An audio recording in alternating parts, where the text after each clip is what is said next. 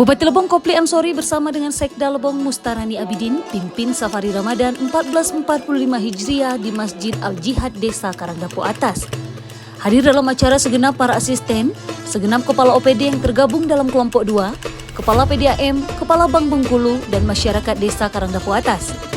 Kegiatan diawali dengan berbuka bersama yang kemudian dilanjutkan dengan sholat wajib sampai sholat tarawih berjamaah, yang kemudian dilanjutkan dengan memberikan bantuan alat sholat berupa sajadah, Al-Quran dan dana CSR dari Bank Bengkulu senilai 20 juta rupiah untuk Masjid Al-Jihad Karangdapo Atas.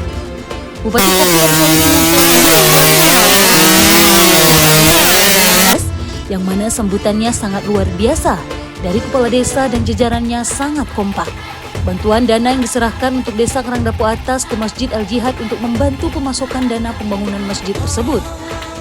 Sembari ditutupnya, Bupati Lebong mengucapkan terima kasih atas pesta demokrasi berjalan damai dan sukses, tanpa ada ulah dan isu-isu yang tidak diinginkan, dan suksesnya pemilu ini merupakan suatu keberhasilan bagi pemerintah daerah untuk menyampaikan ke pemerintah pusat.